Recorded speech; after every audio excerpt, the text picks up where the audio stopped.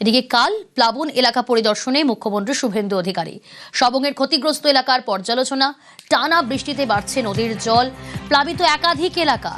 আর এই ক্ষয়ক্ষতি নিয়েই পর্যালোচনা বৈঠক করবেন মুখ্যমন্ত্রী। কখন হবে সেই বৈঠক, কি কি কর্মসূচি রয়েছে মুখ্যমন্ত্রীর আগামীকাল সবংয়ে, পুরো বিষয়টা জানার চেষ্টা করব। সোমরাজ রয়েছে আমার সঙ্গে। সোমরাজ,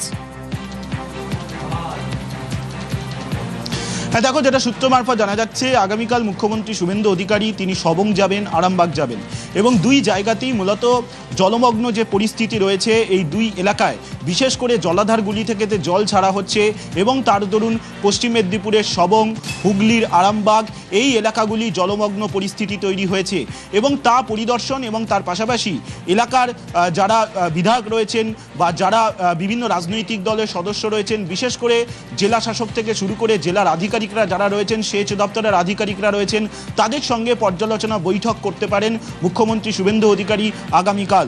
ইতিমধ্যেই রাজ্য প্রশাসনের শীর্ষস্তরের তরফে সেই প্রস্তুতি নেওয়া হচ্ছে। আগামীকাল দুই জায়গায় মুখ্যমন্ত্রী শুভেন্দু অধিকারী তিনি পরিদর্শন করতে চলেছেন জলমগ্ন পরিস্থিতি। প্রথমটি সবং, অর্থাৎ কলকাতা থেকে তিনি সরাসরি সবংয়ে যাবেন। প্রথমে সবংয়ে গিয়ে তিনি সেখানে স্থানীয় এলাকায় পরিদর্শন করবেন এবং পাশাপাশি জেলা প্রশাসনের সঙ্গে একটি বৈঠকও করে নেবেন। তারপর সেখান থেকে তিনি সোজা চলে যাবেন আরামবাগ।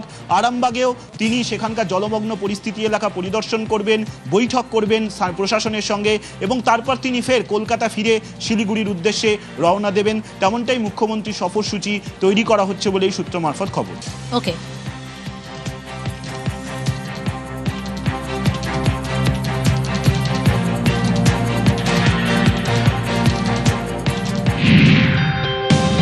এক কোটি ৪৫ লক্ষ মহিলা উপযুক্ত বিবেচিত হয়েছেন।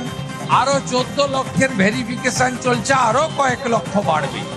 আমার বাচ্চাদের টিউশনের জন্য লাগে আর আমার হাত খরচের জন্য অনেক সুবিধা হয়। খুশি বলার মতো খুশি না, ১,৫০০ থেকে ৩,০০০ সোজা উঠে গেলাম, তাহলে আমার উন্নতি তো হয়েছে। অনেকটাই খুশি। অনেক অনেক ধন্যবাদ মাননীয় মুখ্যমন্ত্রীকে। অ্যাকাউন্টে টাকা ঢুকেছে ৩,০০০ টাকা, তো আমি খুব খুশি। আমি অনেক অনেক ধন্যবাদ জানাই শুভেন্দু অধিকারীকে। এই ৩,০০০ টাকা নিয়ে আমাদের পরিবারের অনেক কিছু কাজে লাগাতে পারি। বাজেটে রেখেছিলাম আমরা ৩৬,০০০ কোটি, তাতে হবে না। ৪৮,০০০ কোটি টাকা বছরে এই খাতে আমাদের খরচ করতে হবে। অনেকেই বলছিল যে টাকাটা ঢুকবে কি ঢুকবে না, বা সকাল থেকেই ফোনটা দেখছিলাম। সরকারের কাছে খুব অসংখ্য ধন্যবাদ আমাদের এই টাকাটা দেওয়ার জন্য। টাকাটা যখন পেয়েছি আমার মেয়েদেরকে পড়াশোনার কাজে লাগবে, কারণ আমার ঘর বাইরে থাকে। আমাদের টাকা ঢুকে গেছে, এবার দিয়ে দুবার পাওয়া হবে, খুব খুশি। একটি পোর্টালও চালু করছে পশ্চিমবঙ্গ সরকার। সেই পোর্টালে যদি মনে করেন যে কোনো অনুপযুক্ত লোক এই অর্থ পেয়েছে, আপত্তিও দিতে পারেন। আর আবেদন করেছেন আপনি উপযুক্ত, কিন্তু আপনার অ্যাকাউন্টে ২০ তারিখের মধ্যে অর্থ ঢোকেনি, তাহলে আপনি সেখানে আপনার আপত্তিও দিতে পারেন। বাচ্চাদের তো হাতে লেখাপড়ার ক্ষেত্রে দিয়ে সময় কোনো কিছু চাই, তখন হয়তো নিজে থেকে বের করে দিলাম টাকাটা। খুব খুশি, অনেকটাই সুবিধা হবে, আমাদের তো খুব সুবিধা হয়েছে। অনেক অনেক ধন্যবাদ। ঠিক আছে, কারণ আমাদের সাধারণ মানুষের জন্য এটা অনেক প্রয়োজন। মুখ্যমন্ত্রী শুভেন্দু অধিকারীকে অনেক ধন্যবাদ জানাই।